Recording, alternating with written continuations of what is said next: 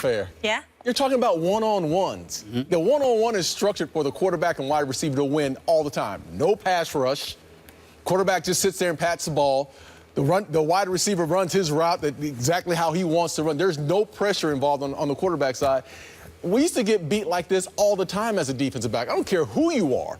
In one-on-ones, it's set up for the wide receivers to win, and that's totally unfair. Yeah, one-on-ones, like in the NFL, when Norman's on Odell Beckham, it's set up for the wide receiver to win. No, that's Beckham totally different. Burnt him all day. Yeah, but dropped a couple passes, but thank you. Okay, That doesn't mean. Okay, when you but it's not because Norman was in the burn. Where was Norman? That's not getting burned when he dropped the pass. Where was Norman? Doesn't matter. Did he drop the ball? Yeah. Okay, so this is what I'm saying to you. With pressure, it's a totally different game. And we saw Josh Norman. Listen, am I saying Josh Norman is the elite of the elite, like Richard Sherman? No. That's what we want to know. Is he worth this money? I think he's worth the money. If someone's willing to pay it, yes, you are worth the money. But you're Simple saying as that. He's not elite. No, like no. But if you were a GM and you had to price talent, is he worth being the highest paid corner in the NFL? Absolutely not. Absolutely not. But if I am a team like the Washington Redskins and I feel like I need a corner, listen, cornerbacks are just like quarterbacks, are just like left tackles. They don't walk around and they don't grow on trees. Right. You have to find a guy that can willingly go 50-50 on the outside and match up with Dez Bryant, Odell Beckham, whoever it is. They still got to find that guy. And that's, well, I feel like the Washington Redskins make that decision that said they saw what he did against Odell Beckham, which he played okay. I mean, it wasn't great, but when they saw what he did with Dez Bryant, and he shut Dez out for 4 quarters. So that's what you want, and that's what a lot of teams do. They see a guy in a different division or a different conference, and they say, this is how he matched up with certain guys. We want him on this team, and is he worth the $15 million? Yes, he's worth the $15 million to the Washington Redskins. I don't like this. Why? I actually agree with Darren. He's not wrong. Here's the deal, Max. First of all, Josh Norman can play. That's number one. Secondly, Odell Beckham Jr., there's no shame in losing to him. This brother's on another level. We understand he dropped one pass. We understand that there was a couple of times he got open. We understand that he lost his head a little bit, and had that not been the case, it would have been one of those situations where essentially what it would have come down to is that Odell Beckham Jr. may have ended up getting the better of Josh Norman even more so than he actually did. I get all of that. But here's the bottom line. When you look at it, pay attention to what's transpiring. You got Joe Barry and his zone schemes. You've got the fact that Josh Norman is a system player. Now, if you hired him to be a shutdown corner a la Deion Sanders, of course there's a problem. Where I agree with Darren, where we're being unfair to Josh Norman, even though Josh Norman is capable of covering, the reality is that when you looked at Carolina's defense, there was some zone going on. He was assisted. You had the crew, Kuechly and Thomas and the boys. You know, he wasn't alone.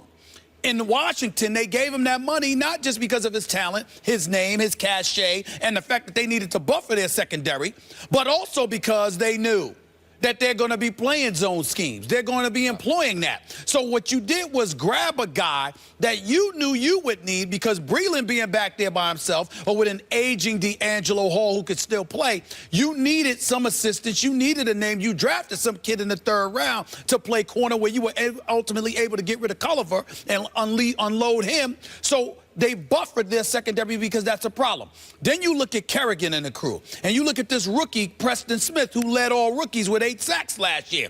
If you're capable of getting to the passer more and you're playing zone, then obviously, like Darren is alluding to, you're going to have a limited amount of time to get at the quarterback. Therefore, you got Josh Norman, who's going to look even better because of that, not to mention the fact that he's going to have help. It's not some kind of matchup with him against Odell Beckham Jr., because if we're being real about it, is there anybody that you know of in the NFL?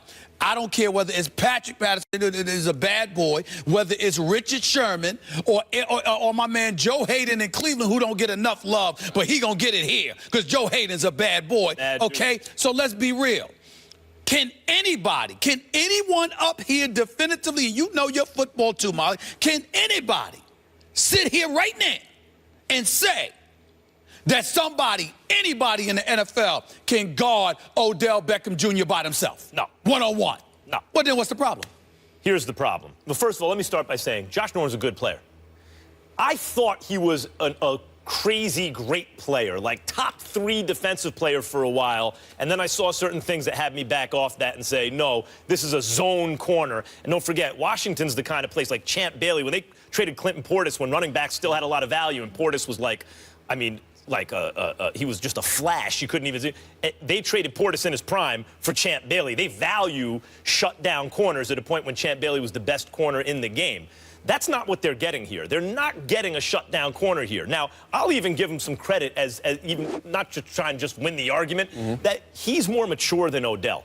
And the fact that Odell had never dropped a pass where he was targeted and just drops the pass in his career, and he dropped 2 that day, I don't think that's a coincidence. I think that Norman applied enough psychological, at least, pressure to Odell that it rattled him. Yeah. And you even hear Odell's comments since then. Odell's still fixated on this dude, and Norman's like, yo, why are you still talking about me? And Odell's the much more famous player and considered even better at his position. I'm not going to argue that.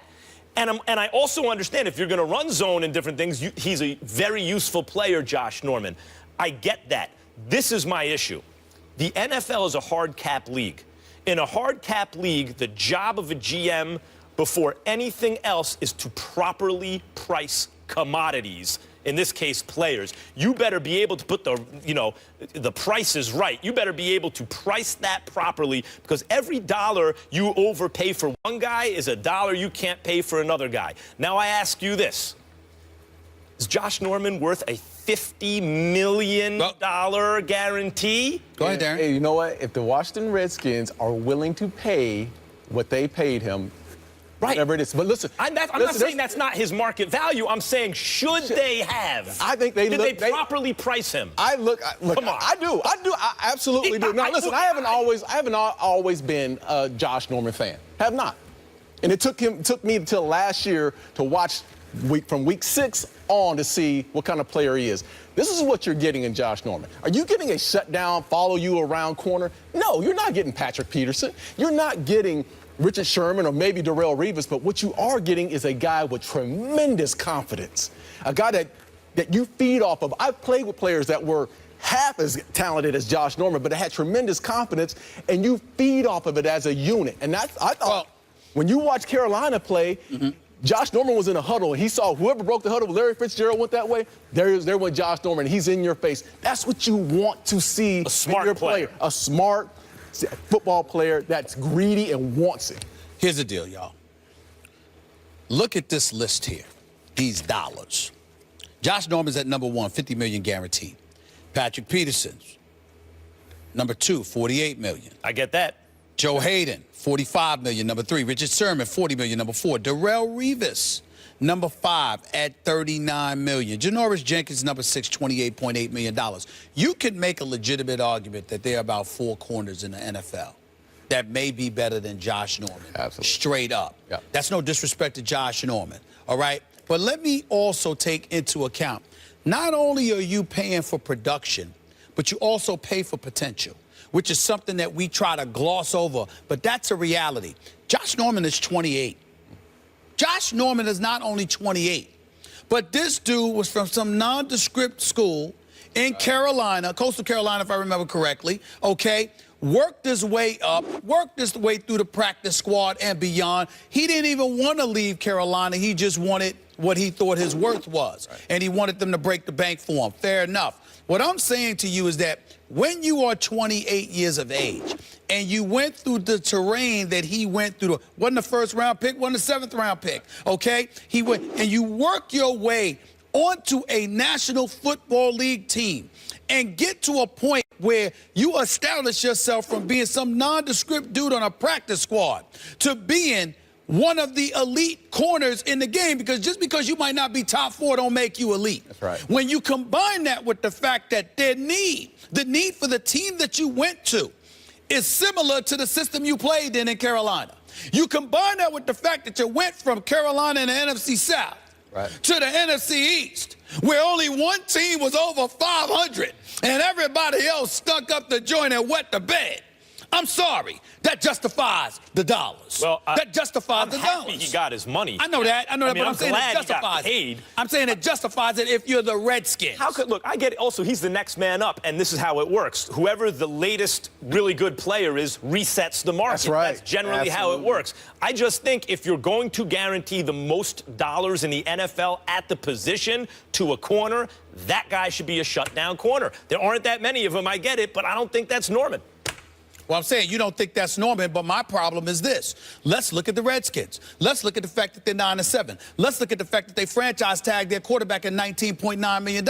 Let's look at the fact that they were the lone team over 500, that they've been a playoff, that they are a playoff team. Now, they haven't made back-to-back playoff spots since 96, 97, okay? And they haven't, and they ain't gonna do it this time either. Well, they may not, but we don't know that. We don't know that. Questions about the Giants' defense, no matter how much money they spent. Questions about the Eagles all over. Question about the health and the psyche of your Dallas Cowboys. But they're not knuckleheads, but their actions are indicative of knuckleheadedness. Okay? So you got all of that going on. It's just the truth, Darren. It's just the truth. So I'm just saying, if you look at Washington, you go out, you get Norman. You draft another corner in the 3rd round. You still got Breland, who is elevating, okay? You still got D'Angelo Hall, who is experienced. You got the Ryan Kerrigan. You got a rookie that's got 8 sacks on his docket, backing up Kerrigan. You've got a team with a potential pass rush. Now, they give up too many yards rushing on the first time. That was their impediment on defense, believe it or not. It wasn't their passing defense. It was the fact that they gave up over 5 yards or a rush on first downs. So you take all of that in consideration. If you're in the process of cleaning this up, which Josh Norman's presence will help assist in that matter, then I think it's a good deal. If the point is that they are at a moment of like extreme leverage for a player where the right guy can put them over the top, a tipping point, right? Absolutely. Like Gladwell can tip them in the right direction, and Norman is that guy, then maybe you can justify the $50 million. And I'm saying to you, Max, you better get it done now. But here's what I'm saying to you, Max. Maybe, just maybe, what you're not saying is what you need to say. The Giants stunk up the joint. The Dallas Cowboys stunk up the joint. Maybe what you're really saying is that the Redskins were somewhat fraudulent because the other teams, including your Giants, to some degree my Giants, were relatively weak, and certainly your Cowboys. Oh, please. I was surrounded by Giants. I didn't know this. Please. No, I'm a Steelers guy. I'm a New Yorker, but I'm a Steelers guy. From way back. Come on, man. I love my Steelers. You need to stop. Big Blue. Who said that? That's not. The division is up for grabs again, as it always is. All right, you're going to get to Leave you. That's right. You're going to get to see Beckham versus Norman September 25th at MetLife. That one, week 3. Darren, thank you for being here. By the way, it's always good to see you. There's 2 moments in my life as a football fan that are sickest. Number 1 on the list is when Tim Tebow threw that pass to Demarius Thomas against the Steelers in the playoffs. The other is when Neil O'Donnell threw that interception. Go ahead, and give the it Dallas to us. Cowboys beat the Get that Steelers third in the ring. Super Bowl. You know what? Oh, please. I'll let you wear it. I never heard of Larry Johnson I'll let you before or wear it, after. Rick. But that day, Larry Brown, I'm sorry, Larry Johnson, Larry Brown. Molly and I have some pretty good memories of recent Giants Super Bowls, too. I can't think of them offhand, but just a couple. remember them undoing the greatest team of all time. I remember doing it the again. Giants as well. I remember those days. Okay. I'm just saying. Man, it's time for you to go. Let's leave it there. Guys, Sports Thank Center's you, calling, Darren. man. Sports You Center's didn't think we calling. could get through this Sports whole Center's show calling, without man. addressing Draymond Green. Well, he found himself in another compromising situation over the weekend, sending out an inappropriate Snapchat picture. We will react to that and how it could affect his future when we come back.